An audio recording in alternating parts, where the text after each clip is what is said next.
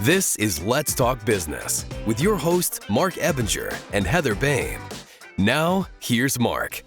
Welcome to Let's Talk Business, a show that talks entrepreneurship with some of the best businesses in the San Antonio area. Coming up on the show today, we're going to talk with Gil Castillo Jr., the director of Platinum Wealth Solutions, who helps businesses improve their employee retirement plans. Gil, welcome to the show. Hey, Marc, thanks for having me. I appreciate it. So you're called the 401 guy dude or something, right? It's actually the 401k dude. And 401k dude. Exactly. What's the story behind that real quick? So, I've been doing this business for probably 10 to 15 years. And I was at a conference about 7-8 years ago, and I was meeting with a marketing director, and she's very well known, nationwide. And she said, you need to come up with a catchy name for your brand. And a lot of names were already taken. And it just so happened that same week, I think I'd heard an ad on TV or radio for the DWI dude. And so I said, let me just see if the 401k dude's available, because there's already a 401k, guy. So I actually looked it up online, and it was not taken. So I trademarked it and had a logo done, and here we go. Lo and behold, 401k dude kind of says it in a nutshell exactly what I do, and a kind of an easy or catchy way to put in front of people's attention. No, I like it. And your logo's on your shirt there. It looks pretty cool. All right, we're also going to talk with Federica Soriano, the CEO of the Children's Rehabilitation Institute, TeletonUSA, here in San Antonio. Federica, welcome to the show. Thank you for having me here. Excited. You guys do a lot of great work over there at the hospital. I've been on a tour. I've been there over there a couple times, and looking forward to talking more about what you guys do there and how people can get involved. With us in studio is Heather Boehme, a certified business coach who partners with entrepreneurs to gain clarity and accomplish their goals. Heather, welcome back to the show. Always good to be here. So you saw the new podcast studio that we're going to be going to? I'm very excited. What did you think? It's very it's super impressive, because you walk in and you, get a view of the city just in the building. And then the podcast studio itself is just really chic, really bright. We'll be able to see everybody a lot better, which is good. I'm excited. Me too. Matt's doing a great job over there with Peachtree Rose marketing. So we appreciate that. A quick reminder for our listeners, you can catch video and podcast versions of the show anytime by visiting our website at satalkradio.com. And if you're a business owner in the San Antonio area and would like to have your company featured on the show, you can visit our website at satalkradio.com or call our office at 210-960-8210. That's 210-960-8210. And we'll get you booked on the show. We're booking out about 2.5 months in advance now. I know, it sounds so impressive when we say that. Right? That's why I like to say it. We're not booking out until early August, and people are like, whoa. 2024. No, I'm kidding. 2024. We're that cool. No. Look, I should feel special for being here. Yeah. Yes. I'm actually adding a third podcast episode. I'm starting to coordinate that now with a specialty. So if we get business owners out there who have a network of folks and they want to produce content on a monthly basis, then they can partner with me and we can get their podcast made every month for them. So it's just more content for everybody. And content really is the thing, because if you've got the content, then you can start posting it all over social media and everything else. So, but high level content it can be expensive. Mine's not real expensive, but it can be expensive to produce. Well, it can be, and it can be nerve wracking too, because I feel like people just either don't like being in front of the camera, or they just get nervous about how their content should look, even if it's a simple post. I'm not super social media-y. And that was one of my big hangups. It's what do I even post? There's a lot of knowledge up here, but putting it all out there on the internet, there's that stopgap. So if you have high level, valuable content to be able to put out, it's a huge asset. Yeah, it makes your business look good, and you get a lot of educational material out there for folks. All right, first up on the show is Gil Castillo Jr., the director of Platinum Wealth Solutions, who helps businesses improve their employee retirement plans. Gil, welcome to the show. First timer. Are you nervous? No, I feel good, actually. I'm really excited about this. All right, awesome. Okay, so how did you get involved in the 401k business? Talk a little bit about that. So that's a funny story, because I don't think anybody ever, decides they're going to go to school and grow up and be a 401k consultant. It just kind of happened, really. I spent 16 years previously working at USAA, and I ended up working in a division called the Institutional Division, where USAA used to manage a number of old pension trusts, things of that nature, and they didn't really have anybody that could help those clients and third-party administrators with their plans. And I kind of got pushed into that role, did that for a number of years, and then years later, a colleague that I worked with on the outside ended up working for a local firm here in town and recruited me to leave the comfort of USAA and the compound and go out into the real world. And then I did my first 401k plan for one of the pretty big company here in town. And I realized I really liked working on employer plans. Not that I don't like working with individuals, I do, but it's a completely different game working with employer plans and helping plan sponsors, which we call the business owners themselves or the companies, and all other participants, with education and provide them better retirement outcomes. I mean, and once I bit that or got bit by that bug, I was stuck. I really loved that space. Cool. And how long have you been doing it now? I've been an advisor for about 25 years. I've been specializing in employer plans for about 15 years. Okay. And you're nationally recognized by NAPA. Just go real quick. What is NAPA and why is that significant? So NAPA is the National Association of Plan Advisors. And so we're a part of NAPA, which is a great organization. They actually had their annual conference a few months back. We're also part of another group called Retirement Plan Advisory Group as well. And aside from that, I was put on this past year on the advisory group, Retirement Plan Advisory Council, probably one of like maybe 50 advisors nationwide that were chosen to be in that elite group, which makes me feel very special, I guess. Yeah, and it sounds impressive too. It sounds like definitely know what you're doing. So we all here as business owners, 401ks are a great way to retain employees and give them benefits. But what size companies are you generally working with? So we run the full gamut. I helped a client not too long ago. It's a startup solo lobbyist here in Texas start a plan for himself because he wanted to put additional funds away for retirement that he couldn't do through his IRAs and such. And so we actually set up a solo 401k for him. We also have clients that have several hundred employees. So it runs the full gamut. I can't say that we only do this size plans or that size plans. Really, our clients are very varied in terms of size, locations, asset sizes, and number of employees they have. And how do you generally connect with all of these different industries and employers? So most of the plans that we do or we work on are actually through word of mouth. So when we help our clients know other people too, and those individuals tell their colleagues of how we help their companies and their 401ks and participants, and then the word gets out, and that's usually how we get business. It's all pretty much referral based. Wow. Yeah, I found you on LinkedIn. I think that's where we kind of connected. At least I started seeing a lot of your material because you're pretty active on LinkedIn, right? Exactly. I think social media is a presence. Now, I'm not going to tell you that I get tons of business because people call me and say, I want to have a 401k with you. But really, we use social media as more of a branding tool than anything else to kind of get the word out about what we do and how we help companies in the area.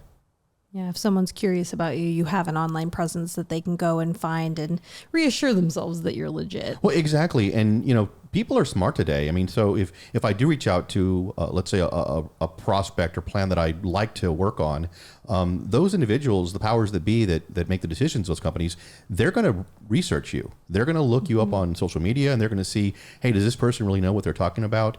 So we provide very, very relevant content to those business owners and those companies, things that are helpful to them. And it also shows kind of that we do have some expertise in this field as well. So talk a little bit about your flow. So if you connect with an employer or an employee, how do you end up like over at the business and then I guess doing your like a demo or educational awareness or something? Talk about how you do that and then what the flow is to the employee.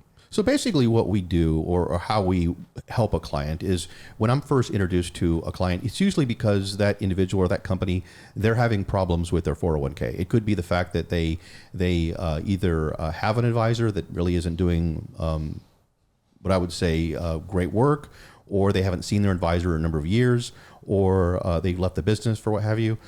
So we get in, we meet with the clients, and the first thing is just to actually take an evaluation of the actual plan. So we get the necessary fee disclosures, and then we pull all the facts and numbers and costs out of what they're paying in every aspect, every component of that retirement plan, and then kind of see how it ranks from a national basis based on national standards. There are companies out there that track what all size plans should cost for the various components, whether for the actual record keeping, the administration, the advisor fees, the investment costs, and then there's a national ranking of what a plan of a certain size should cost, right? So then we take a look at what this plan's actually paying in reference to that benchmark, and it's either going to be they're going to be at or below or above the benchmark. And 9 times out of 10, they're usually way above the benchmark. So then once we cover that information, at that point, by that point, we've typically earned the support of that business owner, and then they let us, become the advisors of record on that plan, and then we do our job to fix that plan, make it better, providing them better service, better investment oversight, fiduciary oversight as well, and provide better education for their employees. At the end of the day, it's really all about helping a company save some money, helping the employees have better retirement outcomes with our help. It sounds like once you get in front of them, I mean, you've got a way to show them really clearly the advantages of using your services. And I love that. But in any financial world, it seems like it's a very high trust relational situation. Like they have to trust you and they have to be willing to sit down with you before you can even get there. What are some of the common objections you see to people even wanting to sit down with you and go over those plans? So I'll tell you, so we live in San Antonio, so everybody's familiar with mañana, right? So there's always mañana. So when I reach out to prospects at times, it could be that someone referred me to them or I found them somewhere. But we always try and find a plan to work on that needs work. And so in many cases, when I'm meeting with clients or prospects at that point in time, really, they don't know necessarily their plan has issues, right? So it's kind of our job to let them know that their plan has some issues, but that we can fix them, right? Nobody wants to be told their baby's ugly. Yeah. So what we try and do is we try to provide them relative information based on what we have and let them come to their own conclusion. Okay, so no, it's not about just telling someone that, hey, your plan needs work. It's about, hey, your plan needs work, but here's how we can do to fix it, or here's what we can do to fix it. So I'm never there to blast and then not provide a solution. We're there to, at the end of the day, help them help their employees. So we're kind of talking about an underperforming 401k, right? Or maybe they're paying too much. Maybe it's underperforming. What would be some red flags that you're going to make people aware of with respect to their 401k and what's happening to it when you sit down with them? Well, the number one thing is, if they have an advisor, when was the last time they saw their advisor? I mean, it's sad that I speak to business owners and plan sponsors every single day that tell me the last time they saw their advisor was before COVID. And so, I wish I could say that is uncommon, but it's not. Aside from that, I can look at the investment lineup in a 401k plan or a 403b for nonprofits as well. We can look at that lineup, and I can tell by looking at it whether anyone's actually watching it, anyone's monitoring it, or providing advice to the business owners about, let's fix up some of these funds because some of these funds are grossly underperforming their peers. Aside from that, we look at all the fees. I can tell by looking at a plan, for the most part, just because of my experience, that whether they're paying too much for their fees or not. So those are all things where I can't always save clients money. 9 times out of 10, I usually can. My goal isn't always to save a bunch of money, but it is certainly provide better service, better accountability, better investment oversight, and certainly better education of those participants. Well, and ultimately better performing 401k, right? Exactly. That's exactly what we want. Remember, 401ks, they're going to fall under Department of Labor guidelines, ERISA guidelines, and so therefore no one wants to go through any kind of an audit, whether it be a DOL audit or an IRS audit. So I can't promise our clients are never going to be audited. What I can do is say that, hey, if you are audited, you're going to be prepared and you'll have all the information you need to provide the auditor with what they need to do their audit. Are the rules with 401ks changing often enough that it's something they should meet every year to understand what's going on? Because I really don't know that world at all. I don't know how dynamic it is with respect to changes. I would say this, at least every 3 to 5 years. And I'll give you an example of what I mean by that. Mark, do you have the same phone that you had 10 years ago? No. No one does, right? I mean, with technology changing every couple of years, our phones are changing. So just like that, in the employer retirement plan space, technology changes. Companies redo their fees. All these things are kind of ongoing. And if you don't keep up with that, you're falling behind. So we really try and get plans up to par, up to current standards from a technology standpoint, get them going. Okay, so it's definitely not a set it and forget it kind of a situation. No, it's not. Well, if someone sparks some interest and they heard you and think, wow, I really need to talk about my 401k plans, how can they get a hold of you? Hey, they can always call me first at our team number is 210-998-5008. Again, 210-998-5008. And they can always email me at gil.castillo at pwstexas.com. That's Gil, marc.castillo@pwstexas.com. You can always find me also too on social media. I am the 401k dude, so look me up there. All the socials? Do you have your Instagram or something? Is it 401k dude? It is. It's Gil. It's at Gil the 401k dude. Sweet. Nice. Easy to find. Yep. Thanks, Gil. Appreciate you coming in. My pleasure. Thanks for having me. You bet. Next up on the show is Federica Soriano, the CEO of the Children's Rehabilitation Institute, TeletonUSA, here in San Antonio. Federica, welcome to the show. Thank you. Thank you for having me. So you guys are the only one of these in the United States. So can you explain what makes you guys unique in that you're the only one here in the U.S. that's doing this work? Yes. Well, we're a children's rehabilitation center. No, and it's an outpatient center. Usually what happens, why we are so unique, no, because usually you can find like everything under the same roof if you're in a children's hospital. No, you're going to have the physicians, you're going to have the therapists, and you're going to have auxiliary services. But what happens? You can't be an inpatient forever. No, you're going to be there for a week, a month maybe. But then you're out, you're sent home, and nobody tells you what to do. No, so you have to go like one place for therapy, then probably no one tells you that counseling has to be, it doesn't have to be part of the equation, but it's really nice to have, no? And nutrition and social work and so many other services that we have in the Children's Rehabilitation Center, no? Because our model of care, it's a 4-pillar model of care. We have the physical, psychological, social, and spiritual pillar. No, so it's kind of like a table. You have 4 legs, and if one it's not working, then the table it's not going to be stable. No, so having everything under the same roof gives you better outcomes. No, and not only that, but then you also the one who's managing the case, usually what happens to families with disability, and we always say they're families with disability because when disability steps in, it affects the whole family, not just the kid. No, yeah, for sure. And they're kids, so they really need a family. The support of the family, of their parents, siblings, to really blossom, So there are families with disability. And when a family faces disability, they have to manage the case, They are the ones who have to say, okay, this is what I have, this is what the physician told me, this is what this other specialist told me, what the therapists are telling me, and try to manage the case without any experience.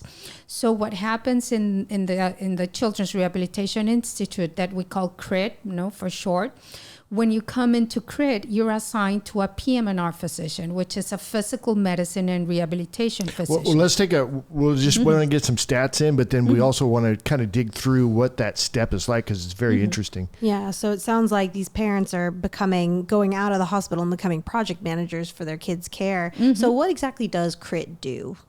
Well, we manage the case, with a PM&R physician, which is a physical medicine and rehabilitation physician. That physician is going to be at the center. He's the one who's going to manage the case, with all the knowledge, and then he's going to trigger, or she's going to trigger the different services within CRIT, And we have physical therapy, occupational therapy, speech and language therapy. We have recreational therapy, counseling, nutrition, social work, genetics, like every service you really need, to understand the disability world and support your kid, So you've created kind of a single point of contact for the parents to go to that can then help them access all the care their child could need, because I'm sure it's ongoing. And you're going to access the care in the same place, So you're not going to have to be traveling, throughout the city. And not only that, but when you have the team under the same roof and working together, then you're going to have better results. Better communication. Better communication. And it feels too, I've been there a couple of times, and the kids, it's almost like it's their home away from home kind of a thing. They seem to feel very connected to that place because like you're saying, everything's done in one spot. That's where they go on a regular basis. How often are kids going to the facility? How often do they come? Is it every day? Every kid has their own plan of care, no? Because no disability is the same as other disability, no? So even though they could all be cerebral palsy, it's different from one kid to the other. So we have kids that go 3 times a week for 5 services every time they go, or kids that are there one time every 15 days. Others that go for an intensive therapy week every 2 or 3 months. No, so they're all different. No, their plan is tailored for their needs. And are the parents involved in this process as well? They have to. No, that's another big difference with other therapy centers. Usually when you go to other therapy centers, the therapist comes to the waiting room, they take your kid, they go back, they have therapy, they come out, and they tell you what happened. Here is the other way around. Parents have to be part of the therapy session. No, we want our parents to learn everything about the therapy, why they're getting what exercises, how to do them, because disability, in much of the cases, it's going to be there for life. No, so parents have to learn everything about the exercises, when to do the exercises, how to do the exercises. You know? And having this one central place for everybody to come to get everything sounds huge. So once a child is diagnosed, is it something like every doctor in the city is sending them your way? How do parents get connected with you? Yeah, by referral. Well, but we have most of the kids we have right now have been self-referred. No, it's word of mouth. No, and they just call in CRIT and they self-refer themselves. But we also have a lot of physician referrals. And you have a waiting list, correct? Yes, we service 350 families every year, and we have a waiting list of more than 1,600. Wow. So is that, I mean, different cases are going to be different wait times? You take different categories of patients, and explain how that works a little bit. Yeah, we have, it's depending on the disability you have, you're put in a different waiting list, no? And for example, newborns, they just skip the waiting list because really those first 3 years are gold, no? In the development of a child. So babies skip the waiting line, no? Then cerebral palsy is the clinic that has the longest waiting time, no? So it all depends on what is the disability and your age. Okay. So it sounds like there's a huge amount of demand here. Do you guys have a plan to expand in the future? Yes, we really want to expand, but it all comes to donations, because many of the services we give to the families are not covered by insurance. For example, counseling, it's not covered by insurance. But how can you talk about rehabilitation without counseling or without nutrition or without recreational therapy? That's all the social pillar that I was talking about. Because one is, okay, you can be having therapy, but if you want to be into the ultimate goal of rehabilitation is becoming part of society. It's inclusion. How can you be included if you never learned how to play, if you never learned how to interact with your peers? So that's recreational therapy. Yeah. And where do you guys generally get most of your donations from? Generally, we get them through a Teleton event that we do every December. It's a nationwide Teleton event. We air nationwide through Univision, and it's every December. It's a 17-hour TV show. Oh, wow. And do you get volunteers to take up slots on that 17 hours? Yes. Yeah. And we have volunteers for many of our events. Yeah. And also, we even have volunteers that go on a regular basis because we try to all the medical part is done by professionals, but translations are done by volunteers, when we have buddy events, that's going out with the kids and pairing regular kids with disability. Then for all this social integration, we take in volunteers.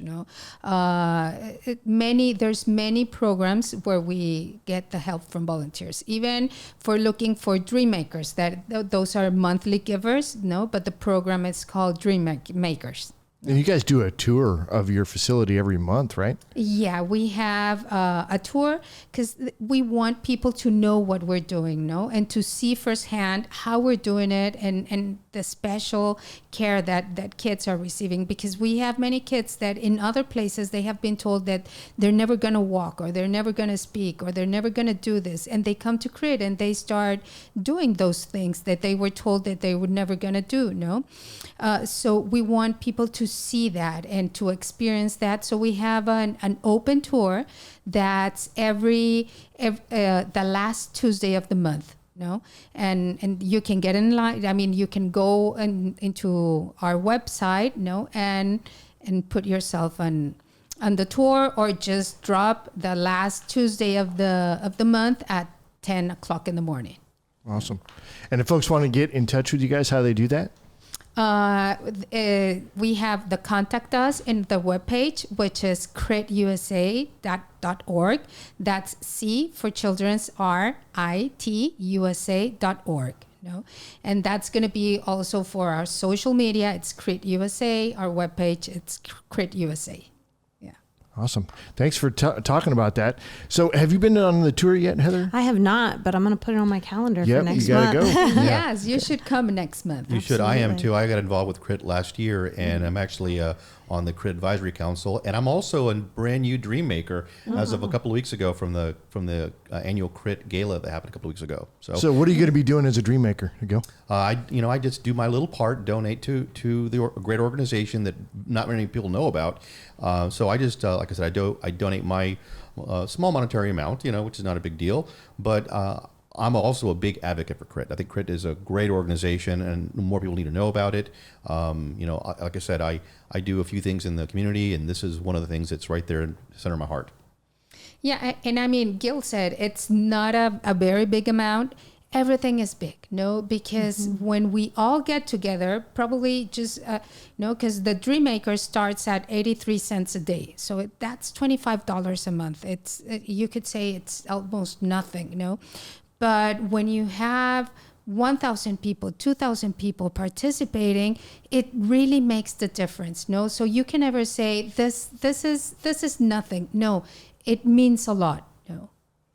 No, I think that's huge. And especially, those of us who are entrepreneurs and own a business, part of what we're doing is a bigger why. And I think, even just donating time, but being able to donate those funds when technically they're tax free, folks. If you donate to a charity before you give the government your taxes, you're going to give it to something. Give it to a worthwhile organization. Either give it to them or the IRS, one of the two. I know. Do you want to give it to CRIT, or do you want to give it to the IRS? Yeah, you have the opportunity to pick. So choose right. And getting involved in the community is always a really good thing to do. And people can feel a bit strapped, especially entrepreneurs, if they're like, I don't have a whole lot of discretionary income, so they're holding it tight to that. But there's other ways to get involved too, which could be just volunteering. One of the things that I do is I talk to a lot of people about CRIT Hospital and refer them that way. Howie's kind of my connection. Howie and Estelle over there is a connection. And now, of course, Gil, because he's there every month to go on the tour and walks people around like that. But just being a mouthpiece for, the CRIT Hospital is a good way to serve.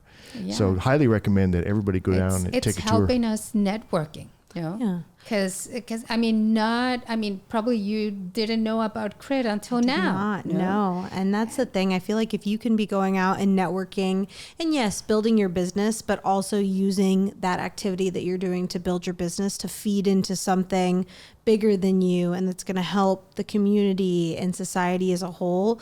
I mean, it's only going to help you in the long run in your business as well, because people aren't going to see you as that used car salesman, commission breath, I only care about making a buck. They're going to see that you really do want to pour in at a high level. So if you aren't able to donate through funds, I mean, just getting the word out and spreading the message is huge. Yeah, and we have to live here, right? I mean, we do live here in San Antonio. We do. No, I agree. I mean, I think we're all in business to turn a profit of some sort. But in the same breath, I mean, I think we're also here to give back and give back to our community. So I'm proud of the organization. I'm very thankful for being included with helping CRIT. Like you mentioned, Howie Nestow is a great guy. We do a lot in the community. Howie does tons in the community. and I do my little part to give back. All right. Well, thanks, everybody. We appreciate it. As we wrap up the show, quick reminder to check out our latest podcast or catch video versions of the show anytime by visiting our website at satalkradio.com. It's going to be it for us this week. You guys have a great one. We'll see you on the next one. Take care. Thanks a lot. Thank you very much.